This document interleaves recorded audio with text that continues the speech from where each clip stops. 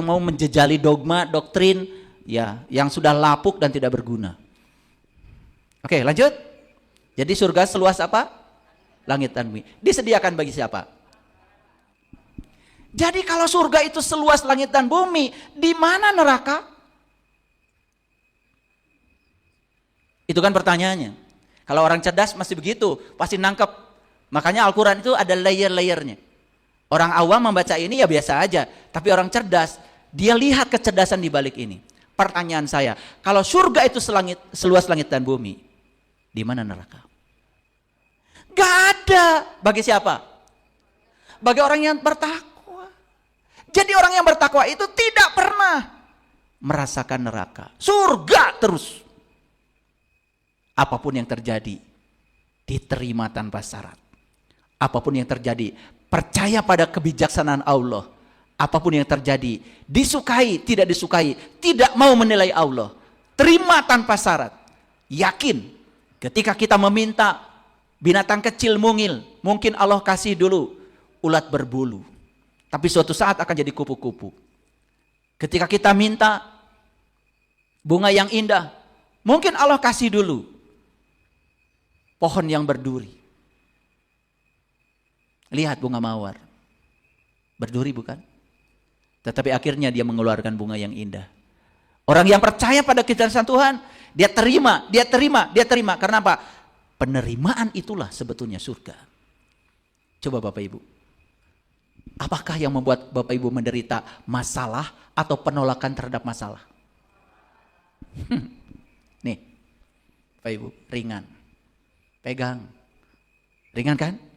Tapi pegang sehari, 2 hari, 3 hari. Nanti praktekkan di rumah kalau nggak percaya sama saya. Cari air 600 mili, pegang tuh, ringan kan? Tapi pegang terus. Nggak usah lama-lama, 3 hari aja Bapak Ibu. Pasti cari dokter ortopedi. Bisa mengalami frozen shoulder. Jadi masalahnya terletak pada airnya atau seberapa lama air ini dipegang. Jadi masalah Bapak Ibu tuh masalahnya atau seberapa lama masalah digenggam. Baru sadar sekarang. Jadi yang membuat kita bermasalah itu bukan masalahnya. Tetapi seberapa lama masalah itu digenggam, itu jadi masalah. Tapi kita nggak sadar. Sehingga mengklasifikasi masalah besar, masalah kecil, nggak ada masalah. Yang bermasalah pada Anda, berapa lama Anda menggenggamnya. Kalau diterima dan dilepaskan, gak ada masalah. Surga bukan Bapak Ibu? Ada nggak neraka? Nah sekarang saya mau tanya jujur. Sering kacau balau di dalam? Sering gundah gulana? Sering cemas?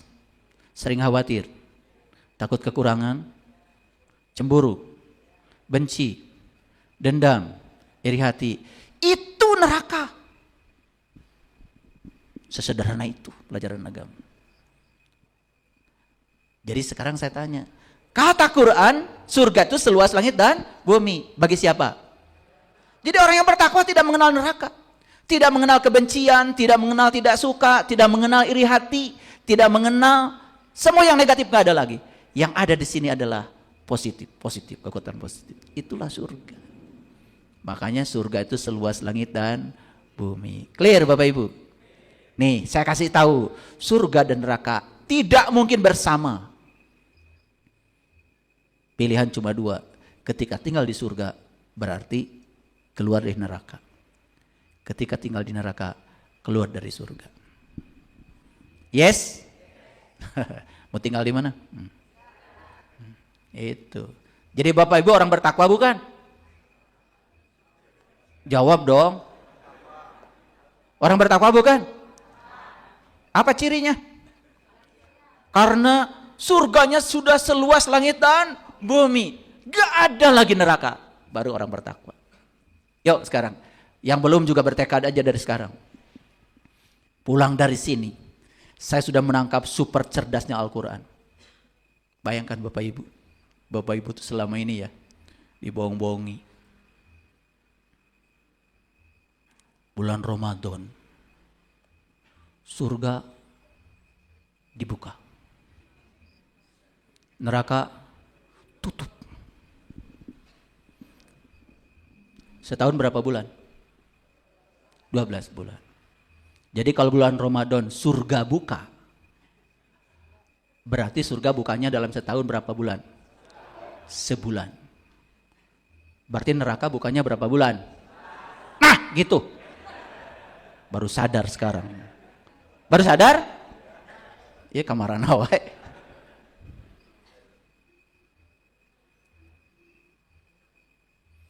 Jadi kalau neraka itu cuman surga itu bukannya sebulan, berarti 11 bulan surga tutup. Sedangkan neraka katanya tutup bulan Ramadan, berarti neraka tutupnya berapa bulan? Sebulan, berarti 11 bulan buka. Masa begitu? Masa mau di bulan-bulan lain hidup dalam neraka? Iya enggak begitu. Surga dan neraka itu kalau kita mau Ramadan, apa Ramadan?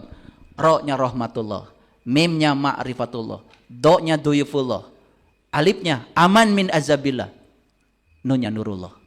Kalau kita selalu berada bersama dia, rahmatullah, ma'rifatullah, duyufullah, Allah, nurullah, bersama dengan dia, surga itu bahkan buka terus. Bukan sebulan Bapak Ibu. Kenapa? Seluas langit dan bumi. Kalau pasangan hidup lagi seminar, ditanggapi nggak Bapak Ibu? Sakit hati nggak? Kalau masih sakit hati, bukan orang bertakwa. Pernah hilang uang nggak? Kepikiran sampai sekarang? Bukan orang bertakwa. Gampang. Jadi untuk ngecek, seorang bertakwa tidak ya? Gampang. Orang bertakwa itu surganya seluas langit dan bumi. Apapun yang terjadi, selalu happy. Udah gitu gak Bapak Ibu? Cerdas gak Al-Quran? Keren sebetulnya. Oke, lanjut dulu. Nah, surga dan neraka tidak pernah bersama dalam satu waktu. Perhatikan saya. Surga itu cinta.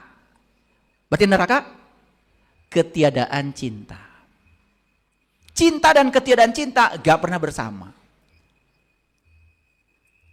Surga itu cahaya. Berarti neraka ketiadaan cahaya. Perhatikan Bapak Ibu. Sekarang sedang diliputi cahaya. Oke. Nanti sinar matahari pergi. Dan ketika cahaya pergi, yang tersisa adalah kegelapan. Pernah nggak Bapak Ibu? Gelap dan terang bersama? Nggak pernah. Terang dan gelap tidak pernah bersama. Itulah hebatnya ayat ini. Surga itu seluas langit dan bumi. Kalau kau menghadirkan surga, neraka nggak ada. Sebetulnya ayat itu pun sedang berbicara kepada kalian. Neraka pun seluas langit dan bumi. Paham? Ini udah mulai dalam ya. Saya percaya nih yang datang di sini sudah minum jus tadi. Minum jus. Ya biar otakmu tuh dipakai sekali-kali ya. Ya, oke lanjut. Jadi cahaya dan gelap pernah nggak di satu waktu? Nggak pernah. Kalau mau cahaya-cahaya, ya mau gelap-gelap gitu aja. Surga itu menyadari kehadiran Allah. Berarti neraka mengabaikan kehadirannya. Surga itu isi. Berarti neraka kosong. Bisa nggak Bapak Ibu? Gelas yang kosong dimarah-marahin. Supaya kosongnya diusir. Bisa? Gak bisa. Diapain? Nah, kalau kosong itu neraka berarti isi surga. Jadi kalau ingin mengubah neraka dengan surga, tinggal di switch aja. Memarah gak jadi. Kembangkan rasa memaafkan. Daripada marah kan saya bilang, lebih bagus memaafkan. Daripada menyalahkan lebih bagus memahami. Udah ya. Pasangannya cuk. Dah. Lihat dia dibesarkan di keluarga seperti apa. Mungkin belum selesai di memorinya masih banyak luka. Sudah gak apa-apa ya. Izinkan kita menjadi penyembuh bagi dia. Kalau dia itu ngacapruk, dan sembuh. Ngecapruk bahasa apa ya? Ya. Pokoknya kalau ngecapruk dan sembuh, udah nggak apa-apa, kalian jadi healer. Jadi dokter, betul nggak? Keren kan? Membantu orang lain yang sakit, ya, gitu. Nggak usah dimasukin ke hati, karena mau dimasukin hati atau tidak kan urusan kita, betul nggak? Jadi surga dan neraka itu urusan kita, Bapak Ibu, kita penciptanya. Lanjut, oke. Surga adalah kehadiran, berarti neraka ketidakhadiran. Surga adalah kekuatan positif, berarti neraka ketiadaan kekuatan positif. Yuk sekarang kita bertekad, pokoknya mulai saat ini aku sudah tahu. Dari Quran surat Ali Imran yang tadi ayat 133, ternyata surga itu seluas langit dan bumi. Hebat Allah. Allah tidak mengatakan, langit dan bumi aku bagi dua ya. Enggak begitu Allah. Setengahnya surga, setengah neraka. Enggak ada. Kalau ada surga, neraka enggak ada. Kalau ada neraka, surga enggak ada. Tapi selama ini Bapak Ibu menganggap surga dan neraka itu seolah-olah dua tempat yang berbeda. Padahal tempatnya sama. Dan di tempat itu bisa surga, di tempat itu bisa neraka. Tidak pernah berbarengan. Bergantian. Tergantung tingkat kesadaran Bapak Ibu. Udah masuk super cerdasnya Al-Quran? Jadi tambah cerdas nggak? Itu makanya Quran itu kalau super cerdasnya ditunjukkan, dibuktikan, Bapak Ibu sekarang pun langsung jadi cerdas. Coba Bapak Ibu baca, wasari'u ila magfiratim mir rabbikum. Allah magfiratim mir rabbikum wa jannatin idhar arduhas samawatu wal ard. Terus diperbaiki bacaannya. Dapat gak pesan ayat ini? Tentu saja kalian baca Quran harus benar. Ya, memalukan. Tajwidnya gak beres-beres. Idgham biguna bila guna pasalia, mana idhar gak ngerti, memalukan. Tetapi belum selesai belajar. Sementara selama ini terus waktu kita dihabiskan di situ. Makanya itu yang tidak mengubah kita menjadi diri yang baru.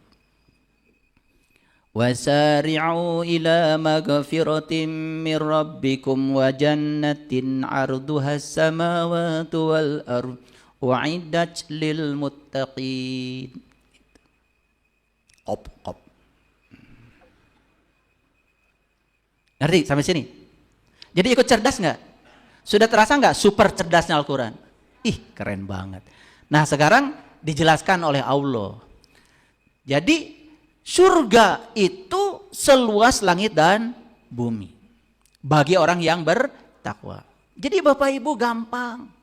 Saya orang bertakwa bukan? Gampang. Kalau seluas langit dan bumi, surga semua.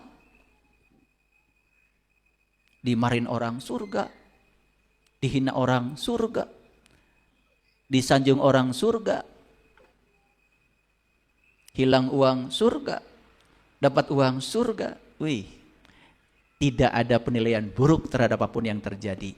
Itulah orang yang bertakwa. Secara rinci Allah jelaskan, siapa orang yang bertakwa itu? Yuk kita lihat. Satu kata Allah orang bertakwa. Alladzina yunfikuna fi sarra'i wad dharra'i. Yaitu orang yang berinfak baik di waktu lapang maupun sempit.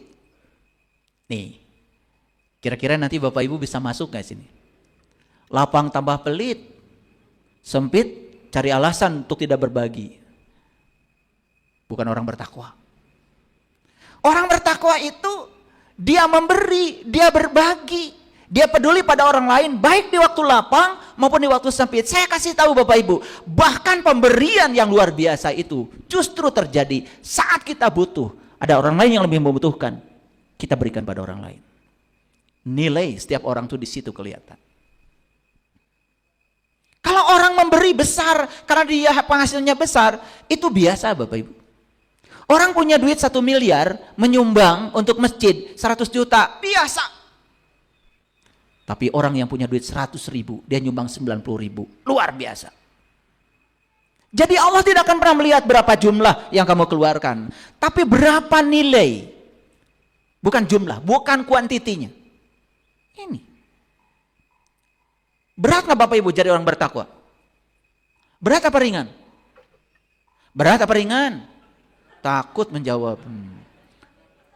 Ya ringan kalau sudah benar takwanya.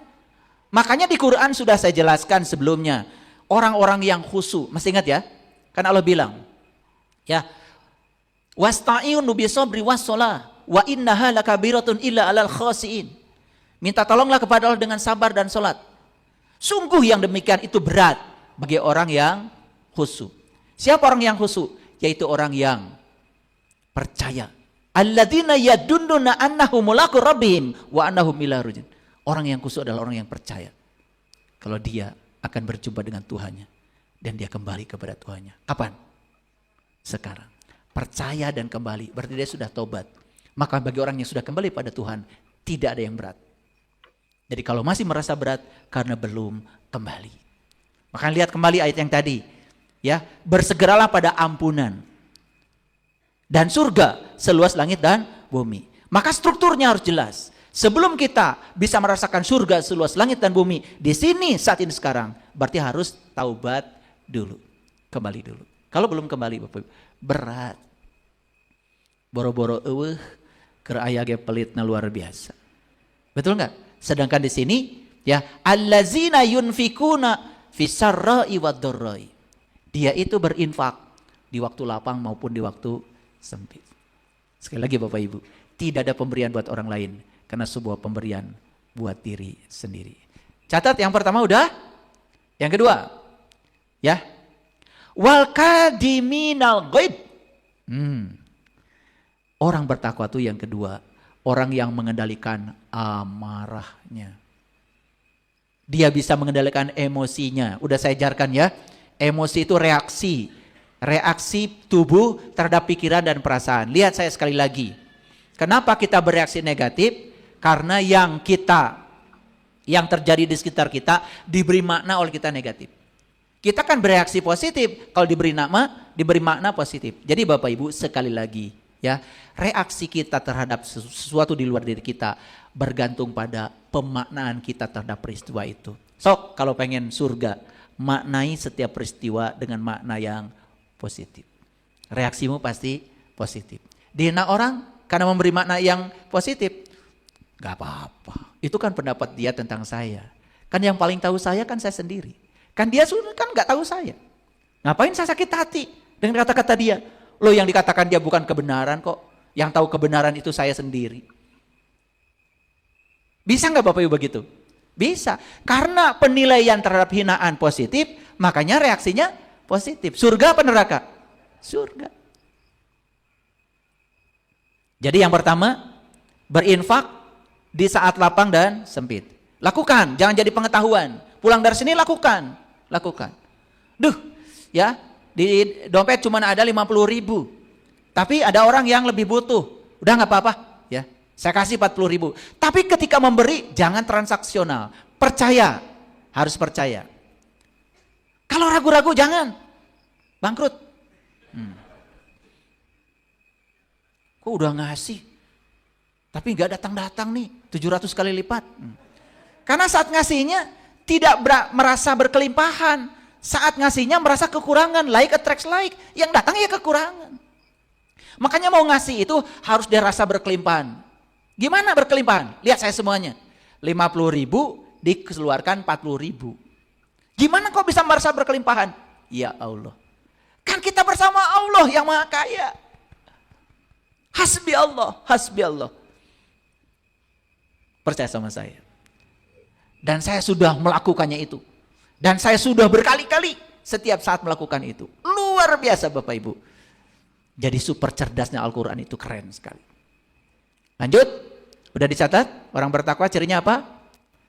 Berinfak di waktu lapang dan sempit. 2. Mengendalikan amarahnya. Mengendalikan emosinya. Gimana caranya? Mulai sekarang belajar memaknai setiap peristiwa di luar diri kita dengan makna yang positif. Paham ya? Itulah pentingnya ngaji kesadaran. Kalau sering mendengarkan kajian saya terus, Bapak Ibu, terus, nanti semua program-program lama yang di alam bawah sadar nanti akan ditumpuk oleh program baru. Jadi Bapak Ibu nanti berubah pelan-pelan. Gak apa-apa, tidak cepat, yang penting tumbuh. Ya, yang penting bergerak maju. Pohon juga tidak bergerak cepat, suatu saat berbuah juga.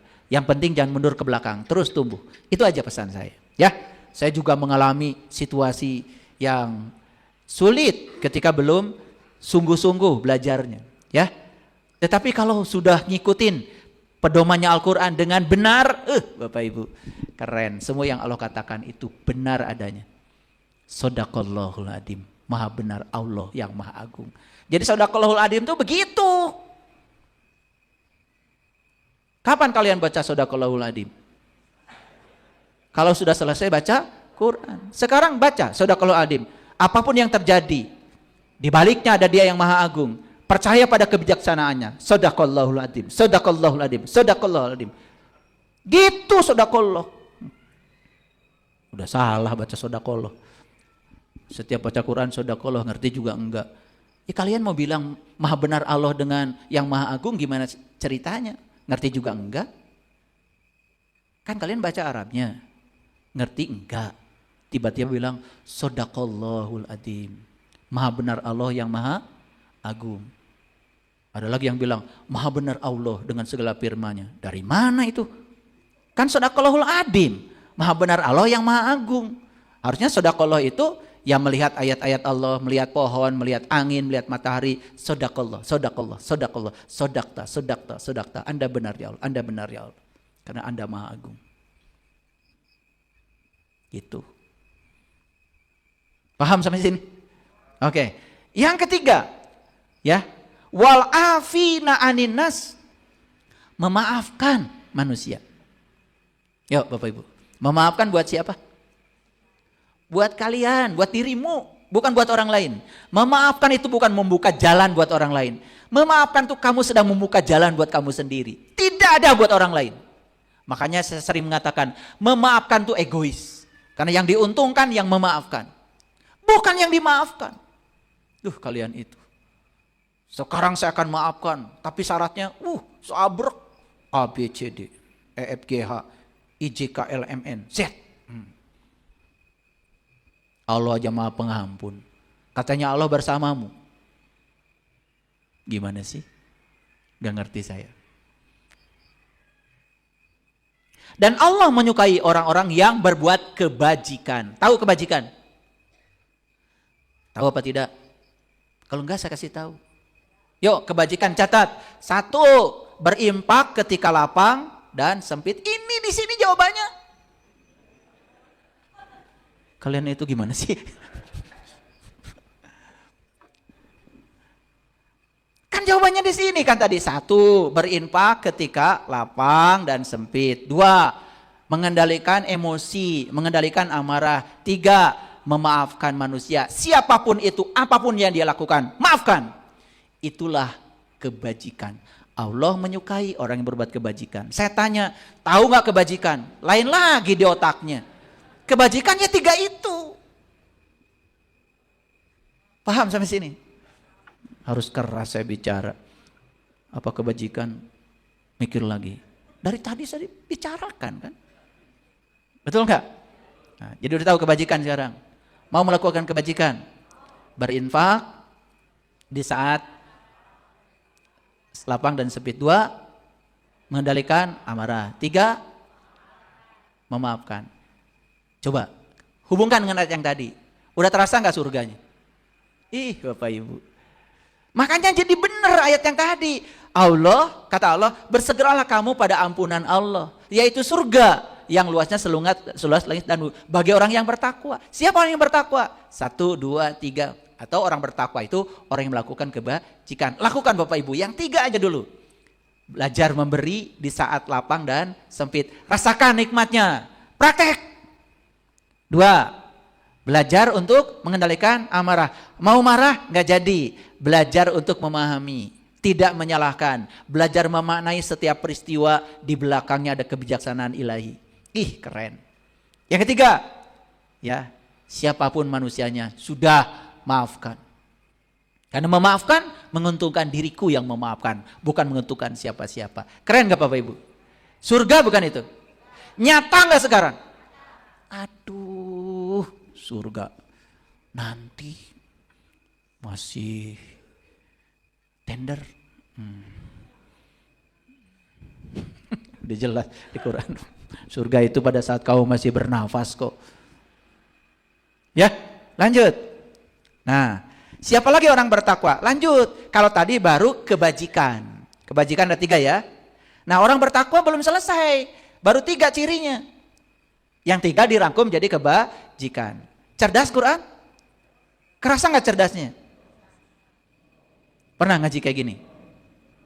Ya pernah di sini sekarang. Jadi cerdas. Lanjut. Wallazina idza fa'alu fahishatan.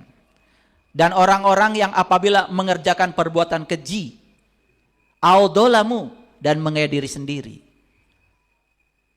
Ya, audolamu anfusahum, zakarullah. Dia ingat sama Allah. Lihat saya semuanya. Jadi ini lanjutannya dari yang 3 tadi. Yang keempat berarti apabila ia melakukan perbuatan keji dan menganiaya diri sendiri, dia ingat sama Allah. Bisa nggak Bapak Ibu?